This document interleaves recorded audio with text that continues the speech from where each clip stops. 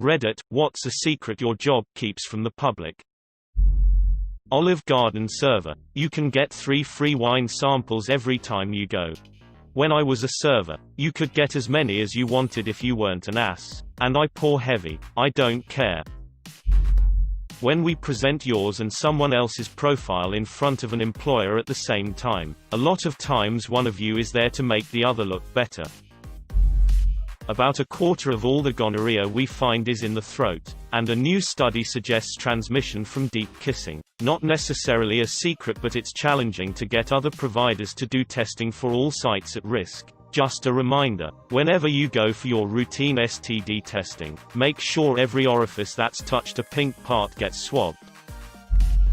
Worked in a no-kill animal shelter. The thing is, no-kill still does mean you have to put animals down sometimes. Especially behavioral issues are terrible. When is a dog too dangerous? Can you rehome a pit bull with a bite history? What if they get too dangerous for staff to handle? Especially when it gets out that we had to put a specific animal down and all those Facebook warriors start rioting and calling you names.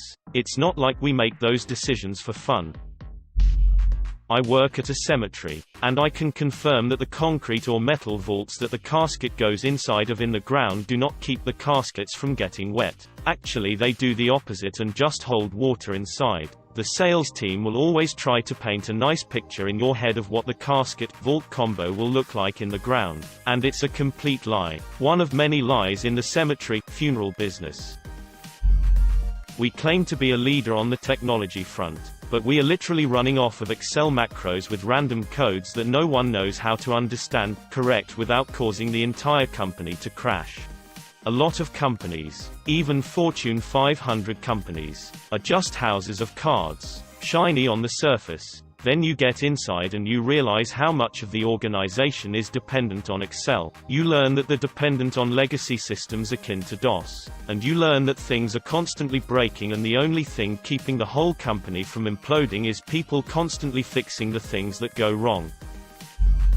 I work at a major chemical plant upriver from a major city. If it came out how old, run down, and poorly maintained literally all of the equipment that we use to make sure that hundreds of millions of gallons of contaminated water don't leak or straight up spill into the river, the EPA would shut every plant on the river down. However, the EPA is aware of how inefficient and poorly disposed all our waste products are. The plant I work for has a yearly budget dedicated to paying fines. Your child's school report is probably word for word the same as half of their class. There's only so many ways you can say, works hard but needs to focus on accuracy. At the hospital they have secret employees who walk around to make sure doctors and nurses sanitize their hands before entering and exiting a patient's room. You'd be surprised how many don't follow protocol and end up getting written up in a day. The chicken bites aren't cooked to order. The fries look darker today not because they're extra crispy, but because the shift manager was too lazy to change the oil, which should be changed every 5 hours. The house sauce is just mayo, ketchup, paprika, and pickle brine. The sticky patch outside the bathroom might be pee. Our secret sauce is just Thousand Island dressing. Worked in a library for 2 years. We don't make diddly squat from your book or DVD fines. They're designed to be a deterrent more than anything else. And under the right circumstances we're very amenable to just making them go away. If you had a tough week and couldn't make it to the library to return your books, we can work something out. Laughing about being too lazy to bring them back, forgetting you had them entirely. Yeah, those fines aren't going anywhere. That being said, libraries don't like to penalize people who can't pay their fines. If your kid has so many fines that the computer locks him out so he can't do his homework, we're usually more than happy to help you get logged on for the day. We want to give students the assistance they need, but if a school is the one to diagnose a child for autism disorders, then we are the ones that have to pay for all the follow-up medical help. All of our videos are made by the same people, in the same building, and we just change the text, logo. All of the interviews are scripted too. They literally feed the lines to the subjects, because they don't want to pay us a fair wage or give us benefits. We also don't have to sign anything, meaning no NDA. Dodo, Thrillist, now this. Wow, I literally just got fired. It's not because of this post. I just think the timing is hilarious. We bill by the hour, but no one who works in this industry monitors their time closely. I work in a public library. Sadly, since we're open to all, we get a lot of indigent customers. In this day and age, that means a lot of opiate users, many of whom shoot up in our restrooms. We've had many overdoses, most of which are treated quickly and effectively by administering Narcan. However, that's not always the case, and some people are either beyond saving, or are found too late. In 2019 alone, we've had 13 deaths. Security and the EMTs are always careful to make it appear that the body being wheeled out is only ill, so as not to freak out the patrons. The actual number of deaths is even hidden from the staff. I'm friends with a few of the folks in security, which is how I know about it. Most of the time all it takes for a free upgrade is being polite. My manager will literally ask us, are they being nice? Unless it's the weekend or a show night. Then we literally do not have the availability. Yes. Even if it's a show that you are not personally interested in going to. For everyone asking what I do, just assume it's like this everywhere, because it usually is.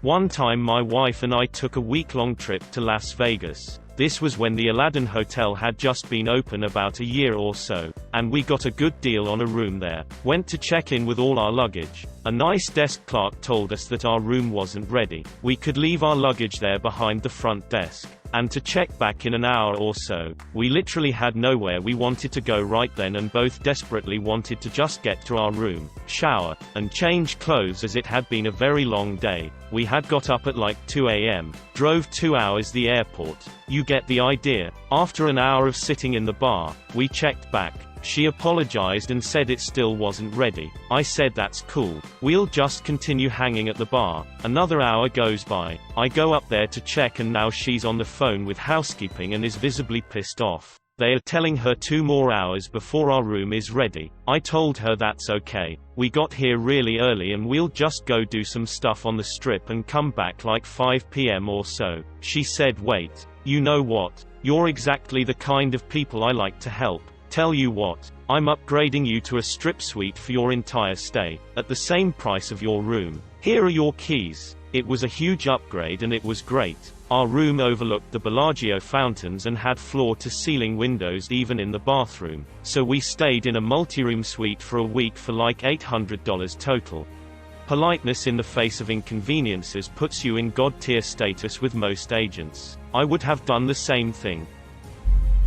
I'm a special education teacher, and the amount of injuries people sustain while working in this field is staggering. I teach high school and the kids can go until they are 21, so most of the violent students are adult-sized. We get concussions, bites, broken wrists and arms, scalped, as well as sexually assaulted by students who will grab you by your breast, pull out the dick and start masturbating. By the way, I like my job very much and enjoy working with the students. However, there is so little public knowledge of how dangerous the position is. Our pastries are supposed to be made fresh, but it's all just frozen in the freezer and we just heat it up. We're supposed to be teaching information literacy, but none of us really checks to see if our students' sources are legit or not. A lot of people are commenting about Turnitin. We use Safer Sign. Those are only capable of flagging for plagiarism. What I'm talking about is checking to see if when a student cites a source for a claim, if that source actually said it, and if that source is at all reliable. There's no software for that. The longer I'm in engineering, the more I know that we don't get the design right so much as we just go with the best we have the moment we run out of time or budget.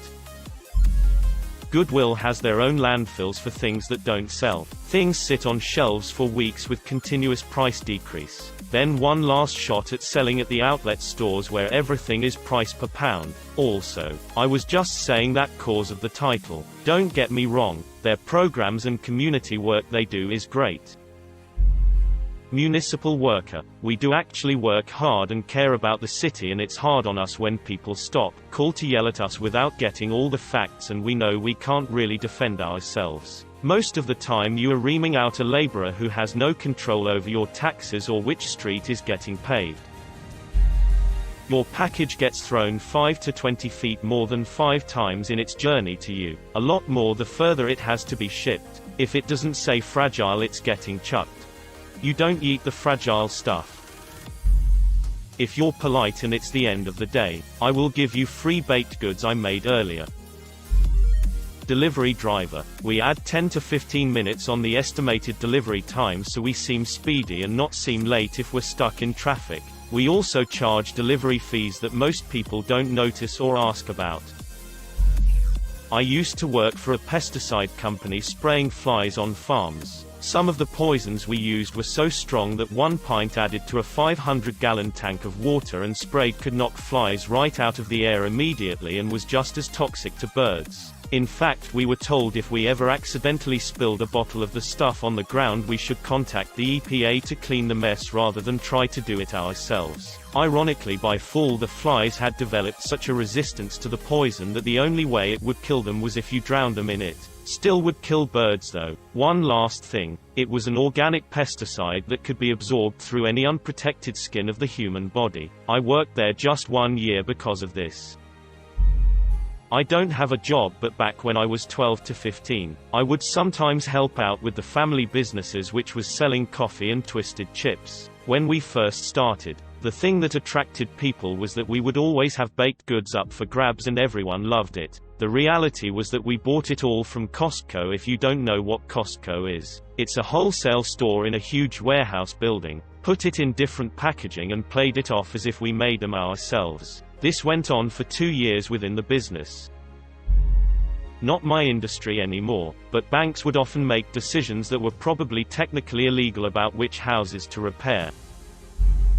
I currently work at a drug and alcohol rehab. AA has an abysmal success rate. If you measure success by continuous sobriety over a significant period of time, and that is how AA tends to measure it, but because one drink is considered failure, a lot of people drop out of AA out of shame and it takes them a long time to get sober again, if ever. I've seen people with 20+ years of sobriety beat themselves up and feel like failures over one night of drinking. Various harm reduction interventions have higher success rates. Harm reduction strategies measure success by drinking, using less often, in smaller quantities, and more responsibly. If we're pretty f***ed up all last year, but you're sober often enough to show up for work most days this year, that's success. Here's the big shocker. Most problem drinkers and drug users recover on their own without treatment.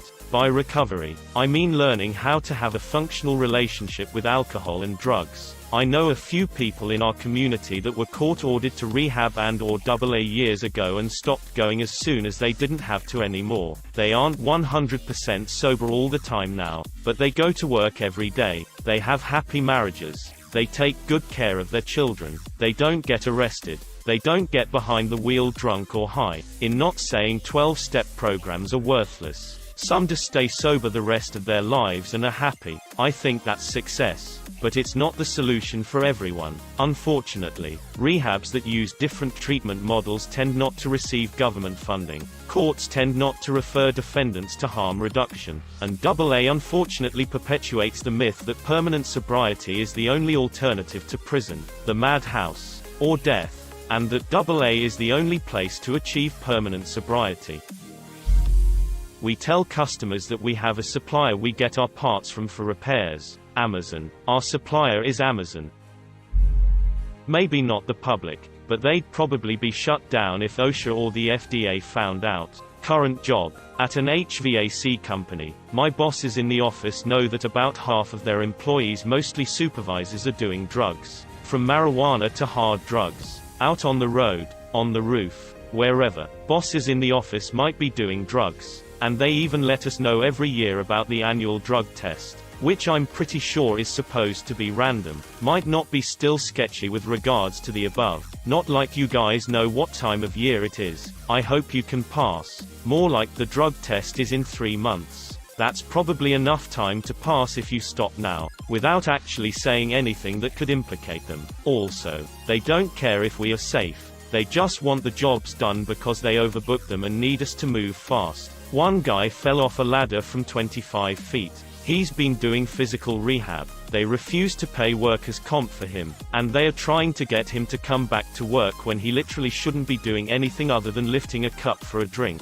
I've had multiple times where I want to put my harness and lanyard on because the roof is 30 feet or more from the ground, and my direct supervisor for that week gives me shit and tells me to hurry up because it's a waste of time. Most of the supervisors on the road don't wear the required safety gear when they should. Supervisors don't give a shit either. They just want to move fast so they can keep their numbers up. Guarantee if I got seriously injured they would ask if I could still work, not call 911 to help me.